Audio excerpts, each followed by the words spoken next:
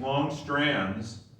And so what this particular grower was doing is he was just cutting off pieces, long pieces, and filling soil up to 3/4 of the way in there, and then just curling them around like little snakes.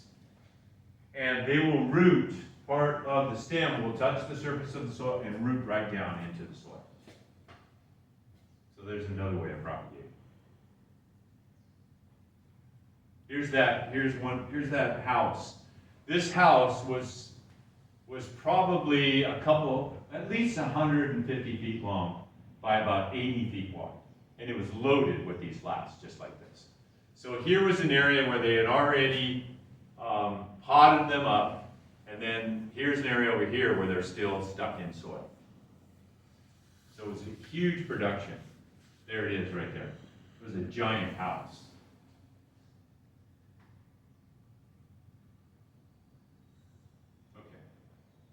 Another way that you can propagate certain plants is just put them in water. This is ocotillo. Anybody familiar with the ocotillo?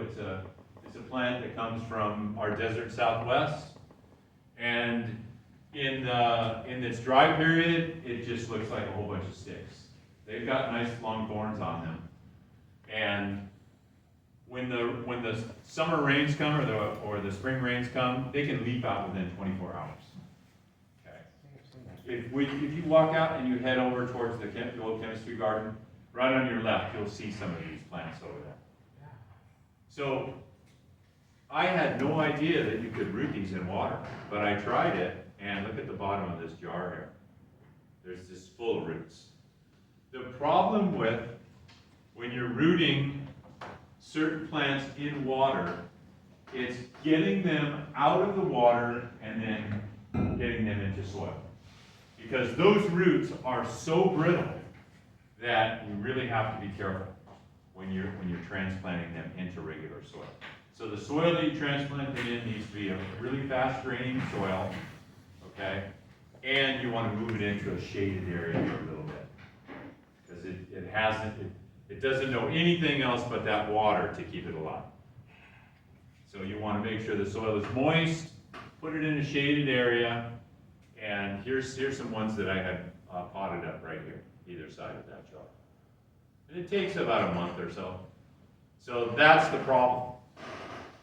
Those roots are so brittle that they're very easy to break. So look at the size of that pot. It's like, how do I get that thing? It looks like a giant mustache. How do I get that into that pot without breaking all the roots? So probably go to a little bit larger size pot. But the problem is that if you think about it, that thing was in pure water. So you want to make sure that there's enough airspace in that pot so it doesn't get too waterlogged. Okay, because the soil will just it'll rot very easily. So that's the hard transition from doing that. But you can see where you took the cutting. The roots just expand that stem right out, and the roots just come right down. So that's one way of propagating. There's a lot of plants you can propagate in water. A lot of them. Okay. There's another one that was in water. That's about the right size that I would run a transplant, where it's not a whole huge root ball. Another one. Those roots are pure white. They're amazing. That's one way you can tell if a plant has really good, like if you pop a plant out of soil and you see a lot of white roots, that means it's a really healthy root system. So here's one where we took perlite, which I'll show you in a little bit what perlite is. We call it sponge rock.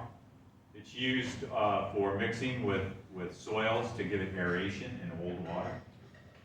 So this rooted cutting was done just in pure perlite. And we have a really fantastic propagation house here. And it has bottom heat and fog and mist. Did Lord take you in there at all? You guys go in there? Okay. All right. Okay, and then we rooted these in a 6-pack. They're called a 6-pack. And Sometimes we use pure perlite, and then we have another mix that's a little bit of peat moss, our regular soil, and perlite. So like a 4-to-1 mixture, 4 parts perlite to 1 part our regular mix. So it's really fast growing. You gotta make sure that you water it all the time. Okay, here's another plant that is called a Fucria. Fucria media picta alba. The usual form is all green, but this is a variegated form. So the way that this plant produces, these are what we would call bulbiles. Okay, it's pretty much a whole plant. So on this stem right here, there's 1, 2, 3, 4, 5, 6. There's like 7 plants just on that stem, and they're probably about as big as this little clicker here. Okay, so they already have leaves. They have a tuberous bulb, and they're attached to that stem. And what happens with these is when this plant sends, so this big stalk here is a flower stalk. And this particular plant is what you would call monocarpic. When it blooms, it dies. Okay? A lot of the agaves, Tequiliana, a lot of the agaves, 90-some% of the agaves, when they flower, they die. Okay? So, but this particular one will have flowers all along the stalk, and what happens is it has a perfect flower inside. It self-pollinates itself, or bees or other insects, hummingbirds or whatever. When they're going in there, they'll pollinate it, and it'll form by itself an actual small little plant, what's called a bulb. And what happens with these over time is they break loose and they fall right down to the ground. And they'll root right into the ground. So that's a way that this plant is like, okay, no way, I'm dying, but I got a whole bunch of babies that are gonna drop down and they're gonna keep growing. That's what the plant looks like as it's growing. So that was probably grown from the bulbi. I've never grown those from seed before. Okay, let's talk about flowers. So this is a cactus flower. So I don't know if Gloria talked about any of the parts of the cactus or parts of flowers, but this area in the center that looks like a big old octopus with all these fingers on it, that's called the stigma, or the stigmatic surface here. And then all these little guys out here, these are the anthers that hold the pollen. So the pollen gets transferred onto the stigma, and then there's let's say this is a flower. There's a pollen tube that goes down to the ovary, and that's where the seed is made. Okay? So those are the parts. You have the stigma, you have the anthers that hold the pollen. So bees would come in here, and a lot of times this acts like a little landing platform for bees or moths or whatever. So they're flying in here, and if they landed on an anther, it's just they're going to fall. But this is like a little aircraft carrier. They just come in, and of course they'll be coming around trying to get all this pollen, and then they land on this, and it's stuck to their feet. We'll call them their feet. And then that pollinates this. Those pollen grains can travel right down through that and right down to the ovary. Is the ovary on the flower or The ovary is down inside the flower. inside the flower, Yes. not in the stem? Okay. Here's another one. This is a golden barrel cactus. And that little structure in the center there, that's the stigma. So that's the female part of the flower. Some plants only some plants are male and some plants are female. So they're called dioecious plants. Okay? They only have female flowers. The male plants only have male flowers. So the male flowers only have the pollen. The female plants only have the stigma. Okay? Their stigma. Here's the ocotillo. And this long piece right here, that's the stigma right at the tip here. This is called the style, and this is the stigma. And this particular one, I went through and pulled all the anthers off, all the pollen off, because I wanted to control my pollination to cross a different colored ocotillo to this. Okay, this was I'm going to turn that, because that was a video. And so here I am, I'm actually pulling the anthers off of one plant and putting them on another plant to cross-pollinate, because I wanted to come up with a different color. So there I am, I've got my tweezers, I pulled that anther off with the pollen on the end of it.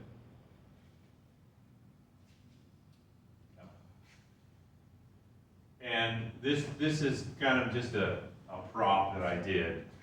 It shows a red flower here, and then it shows a white flower here. And so, and here's a little paintbrush. This is the other thing that I use, a small little, it's called number 2 camel hair paintbrush. And though I use a paintbrush sometimes to collect the pollen and then dab it onto the stigmatic surface of the other plant. So, and that's what the seed looks like. Inside there, there's usually about 5 seeds in this particular one, this ocotillo. That's what the seed looks like. They're paper thin. They're very, very small and they're paper thin. So this is a cross between one species and another species. That's what it looks like close up. And they are so very, very thin. It almost looks like a fish scale or something. So usually we would sow that right on the surface of the soil, cover it with a little bit of other soil or sand, and within 24 to 48 hours that will germinate. It's very fast germinating. We have a large ocotillo over to the side, and it's this particular, the ocotillos have perfect flowers, so they have male and female parts in the flower. That plant over there produces thousands and thousands of seed every year. Do you think that any of them that landed on the ground would ever germinate? I've never, in the 20, 30 years I've been here, never seen one of those germinate. But if I go collect them and sow them myself, in 2 days, 1 to 2 days, they'll be up. They'll be germinating. So in habitat where these plants are grown, if the seed is available and it hits the ground and there's rain right afterwards, then they may germinate. But it's an iffy situation. But they're really easy to grow from if you had them. So here they are. They're in a seed tray right here. You know, I've got all lined up like little soldiers. And okay, here's another one that I did a control pollination for also. So if we look here, there's the anthers.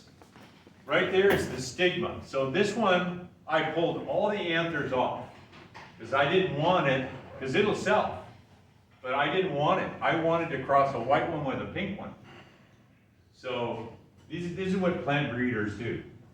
They will actually go in. Now, when those anthers are producing pollen, there's a time right before, it's called anthesis, where they become mature and they'll open up.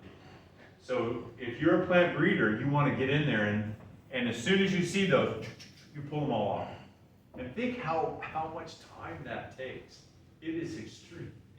I mean, if you're going to do this, it's not you have to, I usually put these loops on. I feel like the dentist at the dentist office.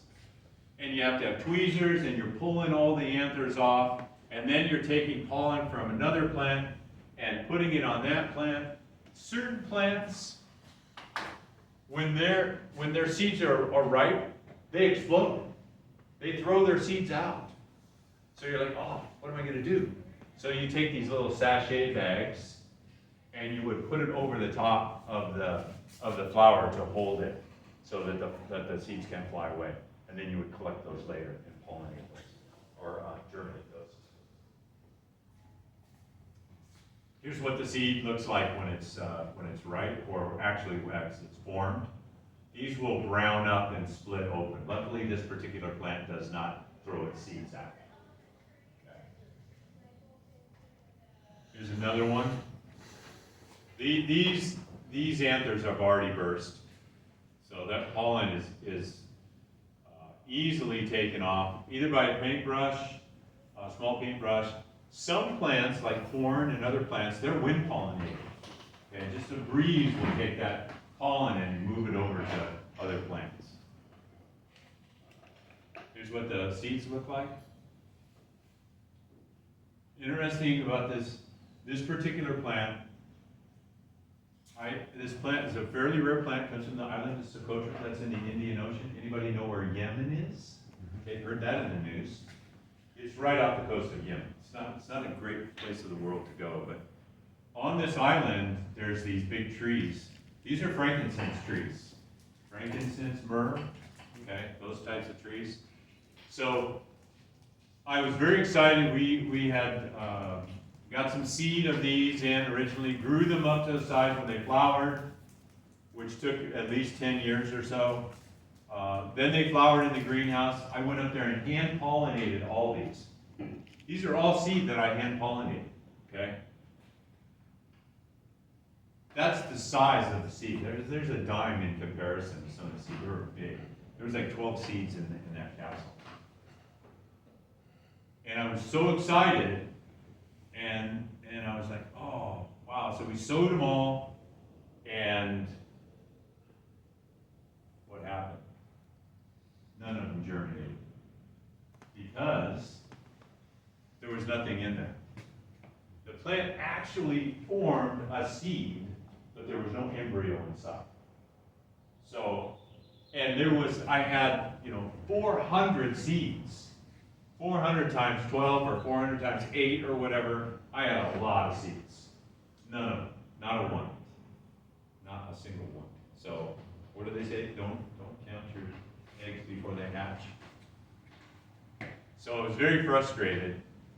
So what does that tell me? That tells me that plant did not want to accept its own pollen. Okay? That plant wanted another plant, which was a different clone, okay? Because genetically it was like not accepting this own pollen. Because if genetically over time that plant keeps producing, selfing itself, it's going to die out. It needs diversity from other plants to keep it strong.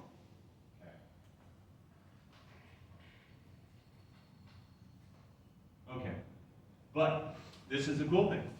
So I took the pollen, which was this elongata down here. When you see plant tags, the first name is the seed parent. The second name is the pollen parent. So you got mom, dad, okay? So I took the pollen from that plant that didn't produce any seed, and I had another plant that was already a hybrid, and I crossed it to that, and I came up, I think there was 10 or 12 seeds. It was one little seed capsule, and I got 10 or 12 seedlings. And they were up right away. They germinated right away. So that was exciting. They're about 4 feet tall now.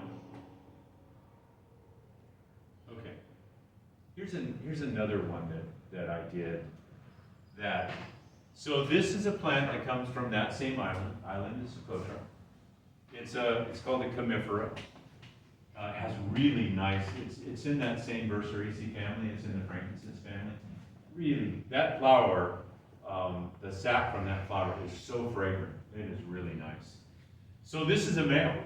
You can see in the center there, that's all the pollen there. So there's separate plants, male and female plants. So, and I was lucky enough to get 2 of these plants. They both flowered 1 year. I was so excited, called a bunch of people that I know in the cactus and succulent societies, and said, I've got that, and it's flowering. And they're, oh, great. And I said, so I'm going to pollinate it, we'll get some seed. Great. I tried for 3 years, because these only flower in March and April. That's it. That's it for the season. They're usually dormant in the winter here, and then in the spring they'll flower.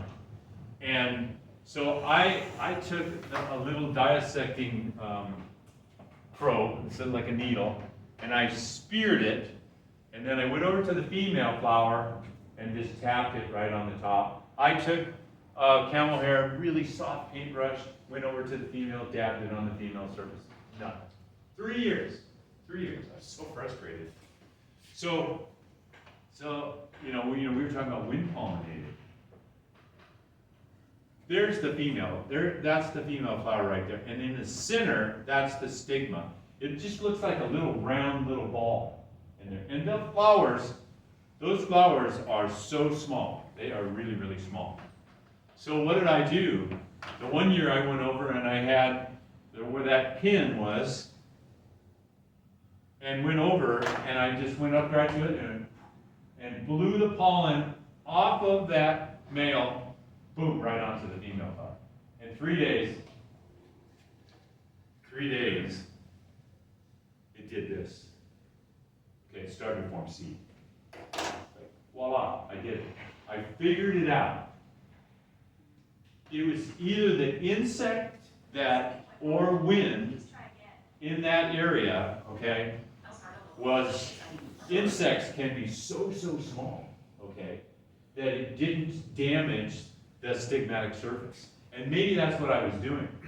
Maybe I just was pushing too hard or damaging the stigmatic surface so those pollen granules couldn't go down to form in the ovary.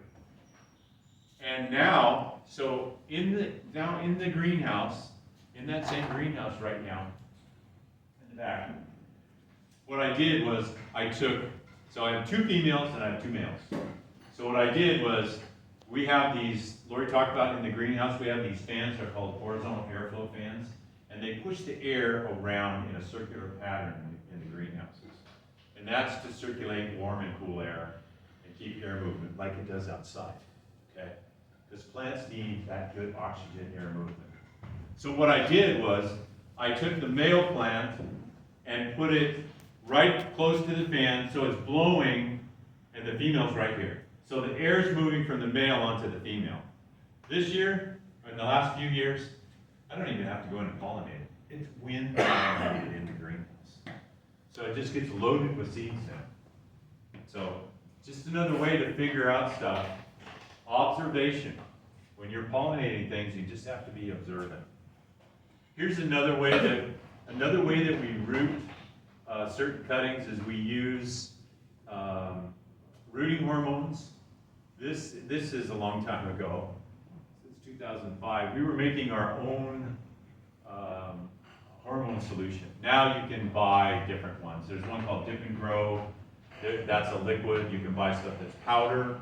The liquid ones are the best ones to work with. So you would mix up, and the reason that we turn this red, we put red dye in there to mix the different strengths. You would have a softwood, a medium hardwood, and a hardwood cutting. The softwood would be a very light strength. Medium would be a medium strength, and the hardwood would be a really stronger solution. So what you would do is, you can see there's pieces here. There's a razor blade. You would wound the stem, dip it in here, and then put it in actually a rooting soil or a propagation mix. And then over time they would root. These are 2 plants that were dug up out of habitat in Madagascar, and they were shipped to a guy in Central California, and we were interested in some of these, and they were legally purchased, okay? They were legally collected. But when they collected them, okay, where's all the roots? These guys just come in, cut all the roots right off, ship it. Hundreds of these came into the country and hardly any of them rooted. We were lucky, we got a couple of them. And I think out of the 5, we got 4 to root. And so we've grown these on now, and we have them in the back. We've given some to other botanical gardens because these are fairly rare. So here's the thing where, it's an endangered plant. We've saved it, and now we're propagating it. So people don't go into habitat and kill those things. It's a bummer because in Madagascar and a lot of parts of Africa and different parts of the world, That's firewood. That's firewood. I have to feed my family, I have to cook